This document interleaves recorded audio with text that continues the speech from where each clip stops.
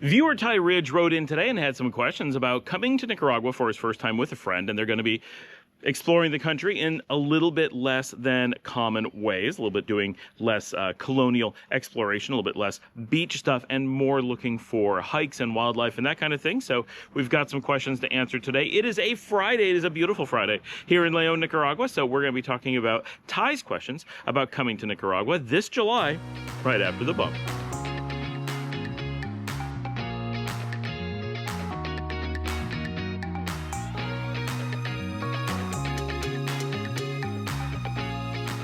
Ty and his friend want to know about coming to Nicaragua in July. And yes, July is absolutely fine for coming to Nicaragua, and he's right. There is a bit of rain. We are in the monsoon season during the month of July, so you do have the possibility and the likelihood that you're going to have quite a bit of rain, especially in your afternoons. Now, the reality is that much of the day you're actually going to be dry, especially in the mornings. Typically, we don't get very much rain in the morning, so you may be here for a very rainy week and still have very dry mornings every day. That's completely possible. Typically, we get mid to late afternoon showers, and they don't generally go for a long time. Don't be surprised if you have 1 or 2 days that are very rainy, that do have more of the day, that do go late into the night. That's completely possible too. And it's completely possible, especially with new climate change, sorry for the barking dogs, that we do have occasionally days without any rain.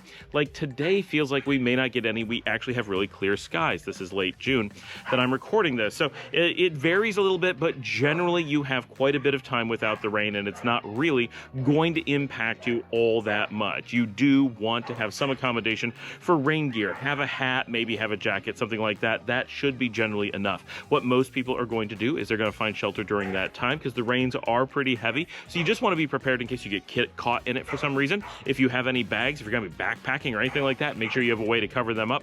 But most of us, we really don't adjust our lives around the monsoon season as much as people imagine that we do. Partially, we just get used to it raining in the middle of the afternoon, but it typically rains during non-meal time. So most of us are indoors already or driving somewhere. And of course, you can drive in the rain. It's not a huge deal unless you're going through the cities and they're flooding. They have a squirrel mocking them from a coconut tree, and it's driving them completely bonkers. You can kind of see them back there barking at the tree. They're losing their minds. And so it's generally not that impactful. Most of the time, you're going to be able to simply just naturally adjust around it unless you're out hiking really far. That could catch you, so be aware. But most of the time, it's just a time of the day that you're either going to nap because it's warm or you're going to be hanging out in a cafe or a restaurant, something like that. So pretty typically, it's not that impactful for most people. But you do want to do outdoor activities, so it might impact you a little bit more than some of them. His second question was about driving. Should he drive himself or get a driver? What should he do? And with budget not being a major concern, as he pointed out, yes, I'm going to say getting a driver is probably the thing that you want to do. Drivers are not that expensive, especially if you're comparing to renting a car. If your alternative was, do I want to take public transportation or hire a driver, then the cost may be something you want to consider. But if you're going to be looking at renting a car, most of the time, by the time you rent the car, pay for insurance, pay for gas, and do all those things, having a driver is going to be minimally more expensive than that, but a lot more convenient in a lot of cases. Now, it depends what you want to do. Of course, everyone's going to be a little bit different, but most of the time, that private driver is going to go a long way. Plus, it's a lot easier to have a private driver on certain days and not other days versus having a car rental, which most of the time you're going to want to rent for a big block of time. Not always, but generally, right? So if I'm here for a week and I'm going to have a car, generally I'm going to rent that car for the whole week. But if I'm going to hire a driver, maybe I'm going to hire one to do some driving around, then I'm going to have a day or two where I'm staying in a particular city or location and I don't need a driver. So I don't hire them for those days. And then I have them come a couple days later and take me on to another city and maybe do something there. So I may have a driver for half the week as opposed to a rental for the entire week, at which point it's very easy for a driver who brings their own car, of course, to actually end up being less expensive than the rental, or at very least a break even, but with that extra convenience. And then you don't have to worry about navigating your way around, and you don't have to worry about any traffic stops. You don't have to worry about any traffic laws. You don't have to worry about any accidents. None of that stuff is stuff you have to worry about, and you're on vacation. Why put yourself through that unless it's a huge cost savings? And it's probably not. So that's probably a good way to go, and generally what I would recommend doing, especially on your first time. Once you see the country, you see what the driving's like, and you're like, this is nothing. I can do that. Okay, consider it, right? We do have some videos where we talk about why we often don't recommend it until you're here for a while. It's just a little bit complicated, but certainly you can. A lot of people do. A lot of people are happy that they did. But I think that moreover than anything, people have a tendency to really feel that for most things, having a driver is the best way to go. Before we head on to the last two questions from Ty, I do want to point out real quickly, if you would like to send in a question, you can just get down in those comments and ask. That's a great way to get in contact with us. You can also go in the show notes and send me an email, of course, but I'm very bad at getting to emails. I do have a lot of them backlogged, so just be aware. But if you look down those show notes, the absolute best thing is to grab your cell phone, or if you have a GoPro or something, hold it horizontally and take a video of yourself, put it on 1080p or higher. We'd really appreciate it, and ask your questions, and we will put you on the show. We love being able to connect people that way. Also, you can join us on Thursday evenings. We almost always, like 50 out of 52 weeks of the year, manage to pull off doing a live stream, and we do several hours. It's a lot of fun, and it's a great way to connect, obviously with me in real time, but also with other people from the channel in real time. A great way to have a back and forth on your questions and ideas and stuff. So if you're coming in July, you've got enough time to get onto 1 or 2 live streams yet, Ty, and join us that way. So that's something to consider. I know this is Friday, so you just missed last night, but be ready for this coming Thursday, and have your friend jump on too, and it's a chance for you to ask questions about specific things as they come up and see what other people think. You also, if you want to sponsor, we regularly do GoFundMes for some Nicaraguans who need help. My producer Marcela has Hodgkin's lymphoma. We're helping raise money to help take care of her kids, and our friend Ivonne has major back surgery that is needed, and we have a GoFundMe for her as well. Those are in the show notes, along with all our social media and how to contact me and everything else, all my other channels and stuff. So get in there and check that out. Please, please, please, please. Also, give us a thumbs up while we're thinking of it. Ty wanted to know if not speaking a lot of Spanish was going to heavily impact his enjoyment of coming to Nicaragua. And I think in general the answer is no. Of course, the more you speak Spanish, the more you're able to get out of the experience. That goes without saying. This is a Spanish-speaking country, so if you speak a lot of Spanish, you can definitely engage with a lot more people. It's easier to do things, easier to read signs and so forth. So it does make things easier, but lots and lots and lots of tourists come to everywhere in Latin America and don't speak Spanish. Of course, lots of people coming from North America know a few words, and the more you know, the easier it is. So go jump on Duolingo and get a little bit under your belt for sure. But in general, needing to speak the language here or almost anywhere that you're going to travel just isn't necessary. I've lived all over the world. I've been to 40 countries, and very rarely do I speak the language of the place that I am. I do speak Spanish. I speak a little bit of Italian. I can pull off tiny bits of Portuguese, but I've lived in places like Ukraine and Greece, been to Albania, been to Morocco. I don't speak anything even remotely like those languages, and it's just fine. It's really not a problem as a tourist. And even the majority probably of the expats who live here only speak marginal Spanish at best. Tons of full-time expats who live here, this is their home or they're in the process of making it their home, don't speak Spanish, and they really don't report lots of problems. Most do report that they would like to learn Spanish. It's something they want to have, and it will make living here easier. It'll give them more options for sure, but you'll be just fine without it. Of course, use Google Translate. Start with Duolingo so you have a couple of those words, you're used to the sounds. Look at some food things so your reading menus will be a little bit easier. But with modern technology, even just Google Translate on your phone or DeepL, something like that, Apple Translate, they really do make all those little things like, what does this say, easy. Some places are a little bit annoying going through the airport, and sometimes you have to do things quickly or you have to read things in situations where you may not be bringing out your phone, trying to hear someone asking you questions. But you know what? People come through those borders all the time and don't speak Spanish. And yeah, it's always annoying, and it is what it is, but it's just a few minutes. And once you're through, everyone in tourist zones in your hotel and stuff are probably going to speak at least a little bit of English. You'll be fine. You really will. But I do recommend getting it anywhere I go. I get on Duolingo for at least a few weeks, if not a few months, before I go there, so that I have just that little bit of extra edge, so that, the signs, the menus, that kind of stuff are a little bit easier. All right, Ty's final question, or first one in reality, but I saved it to last to make sure people are watching the video, is where in Nicaragua is going to be the best place for first-time visitors who are interested in getting out and doing some hikes, getting out in nature, which is perfect. This bird started making some sound right as I said this, so it could have been more opportunistic. And they're not interested in the beaches, and I'm going to guess, based on his phraseology, that he's not super interested in the big cities. So let's take a look from that perspective. In general, we're going to recommend that you head out to Granada as one of your first stops, just because when you're coming to Nicaragua for the first time, you kind of got to do the tourist thing a little bit. So give Granada a try. There's some things that are less hikey that are a little bit more wild there, because it is on kind of the edge of a less populated zone. So you do get a little bit more wildlife. Like there are monkeys out in some of the islands, doing like the boat rides through the isletas and some stuff like that, plus doing the city stuff where you go see the colonial structure. It only can take you one day, but I would recommend getting that under your belt. Don't skip it. You know, you'll be sad later when people are like, well, you went and saw this, of course, right? And you'd be like, no, yeah, go do that. But from there, there is a really famous hike of the volcano right there in Granada, and that is a great thing to do. Highly, highly recommend that. While you're in the area, in the Messiah area, which is just one departamento and really less than 30 minutes from Granada, is the region of Laguna de Apoyo. If you watch my videos from Laguna de Apoyo, if you haven't, go look them up.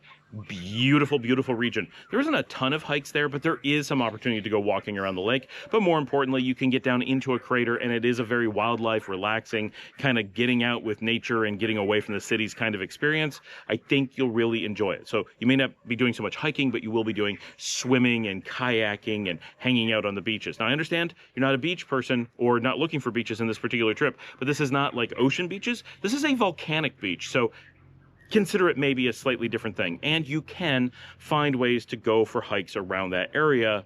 It can be done, just a little bit more work. Hiking is actually kind of difficult in Nicaragua if you're not going to hike on the roads. I love to go walking on the road, so it's perfect for me. I don't generally want to go do a wilderness hike out in the wilds, but I certainly can. But one of the places that you can do that, and certainly a place you'll almost certainly want to check out, is Matagalpa up in the mountains.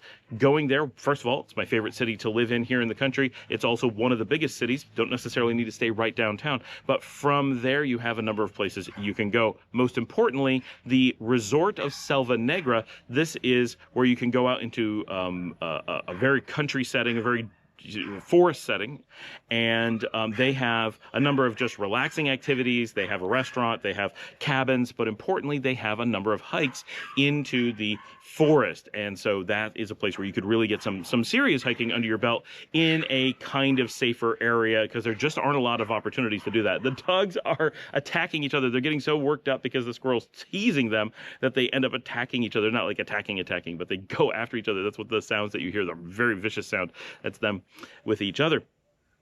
So that area is very good. There are a number of waterfalls in the Matagalpa area. You'll want a driver to get you to all that stuff, whether it's Selva Negra or the waterfalls or other activities in the region. There are some hikes you can do there from Matagalpa. I know you're getting a guide to take you on hikes into the forest to go look at the fruits and the animals and stuff. That is all very doable in Matagalpa.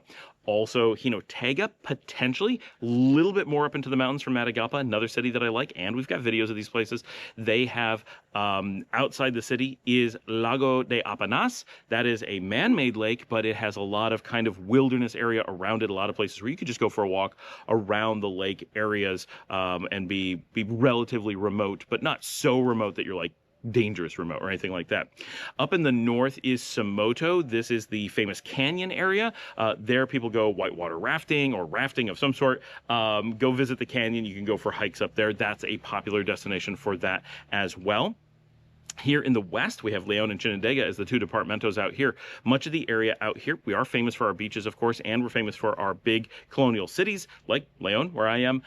But in the general area, there is some hiking you can do. Importantly, we have most of the hikeable volcanoes. I understand there's a great one in Granada that you need to check out, but around here, you can do some volcanoes as well, such as hiking up Cerro Negro. That is a very popular one, and there's a lot of tours from here. Groups like Volcano Day and Bigfoot offer a lot of tours. They'll take you to different mountains and different hiking areas, and they can hook you up with quite a bit to keep you busy launching from the Leon area. If you're looking at doing volcano hikes, this is the city you want to start out from. We're really the center of that kind of stuff. You can also do some historic hikes here. We're going to be doing this one in just about 2 weeks, so depending on when you're here in July, you might be able to join our group that is doing a hike up to the fortress here. It is a historic event. It is the 46th anniversary of the freeing of the country, and that is the first site where the National Front was able to reclaim the country in 1979. So it's a very important historic event that we like to celebrate, right? It's kind of like celebrating the 4th of July. We walk up the mountain here. So that kind of stuff you can do. There's a lot of walking on the roads, whether it's back roads or main roads. That really does work out really well here. So that type of hiking, I like a lot everywhere I go. Here, it's kind of the focus in most cases. There just aren't really good wilderness areas in most of the country. So it is a little bit of a struggle to find, like, for example, European style trails that go between different regions. It's fantastic in Europe, the E5 or whatever. Well, I used to live in southern Spain, and we'd have all these amazing trails that would go all through the Sierra Madres around us, and you could go from village to village. We don't have stuff like that here in Nicaragua, sadly. So it's a little bit different what getting out and hiking is like, but I do it, and there's a lot of fantastic connections between places that you can still do. It's very safe in Nicaragua, and the distances aren't that extreme, so you can generally pull it off, especially if you have a driver to, like, haul your stuff or get you and bring you back or whatever. There's definitely some options. Something that everyone is going to point out, if I don't say it, is the island of Ometepe is going to be a pretty good location for doing hikes because it is an island. It's got dual volcanoes. People hike up the volcanoes. Here, a lot of the hiking is around volcanoes, so be aware that's just a thing that people do here. Those are the big park areas controlled by the government that have open spaces for you to go hiking, so you find a lot of that. But you can do a ton of walking on Ometepe, some on the roads to get between places, some in wilderness areas for sure. So consider Ometepe at the top of your list as well. So to recap, what I think are probably your primary locations is going to be Granada, less hiking, but definitely you need to see it. You're going to potentially want to do Laguna de Apoyo, almost certainly Matagalpa. That's going to be very high on most people's list. Jinotega, maybe. Esteli will have some stuff. I am not aware of the hiking situation there, so I'm not sure how well that would work for some things, but it is a nice area to visit. Somoto, farther north, very, very good for some outdoor activities. Here in the Leon and western, the Occidental zone, we have the volcanoes, the big number of volcanoes that you can really go explore. And then you have the island of Ometepe, which you go down to Rivas, you go to the port of San Jorge, and you take a ferry over to the island and easily spend 2 days over there, if not more. If you're really into hiking on the island, you could spend quite a bit of time. We tend to go for here, it's like a weekend kind of thing. Typically, it's very quiet at night, but it's also incredibly beautiful, and there's a lot of just neat, like, restaurants and different places to go sit and hang out. Like, it's very tranquil. So it's very cool. Those would be my recommendations for trying to get out into nature a little bit more. And of course, if you are able to have a little bit more time, you want to really put in some effort going down to the Rio San Juan area, which I have not done. I really need to do that on the show. Hoping to be able to do some of that stuff soon, as my driver's license is being flown down here now as we speak. The Rio San Juan area does have some historic, like, forts and protection areas that you can go see. There's a river to go see. There's some like outdoor resort kind of areas around there, and there are outdoor activity things all around the country. So, like, if you're at Laguna de Apoyo, you can go hike part of the ridge, and there's, like, zip lining and stuff out there. Same thing in Matagalpa. Some of the waterfalls, they have zip lining. Those things exist. So there's activities all over. Often they're very small and hard to locate in quite a few situations. And unfortunately, you used to be able to hike up the active volcano of Masaya. That is currently closed at the time that I'm recording this due to the cap falling in. So they have to be a little bit careful up there. Nearly everywhere you can find a little bit of hiking. The country's beautiful. You could go all over the place. Carazo is beautiful. The witch villages, there's a lot of exploring villages, like walking around small towns. You might be able to find some, like, walking into the forest kind of stuff, but it's a lot more walking through fields and villages and that kind of stuff, but that could be very rewarding as well. For the most part, staying kind of north of Rivas, kind of in the central area, and then up into the mountains in the north is going to be some of your best stuff, but you can find things almost anywhere. But that Rio San Juan, I think, has a lot of potential. You're definitely going to get much more into jungle Nicaragua rather than forest and kind of old colonial areas where there's some outdoor activities, or the mountains, of course, but that's cooler. The Rio San Juan will give you kind of that famous Nicaraguan jungle opportunity to get out and explore there. And of course, there's a lot of the country that you can just drive out into the wilderness, and there are the islands, but there's not a lot of hiking out there unless you're hiking on the road. But a lot of outdoor activities do exist. Thank you so much for joining me. Thanks for sending in the question. Hop on our live stream and get more information. And if anyone has any ideas of great outdoor activities, I'd love to see you get in the comments and supply those for us. What do you like doing outdoors? What have I forgotten to mention for people who like to go on hikes and stuff? And with that, please take a moment to hit that like button, share on social media, post a link somewhere, send the show to someone who might be interested in coming down to Nicaragua or moving to Latin America, becoming an expat, whatever. And I will see all of you tomorrow.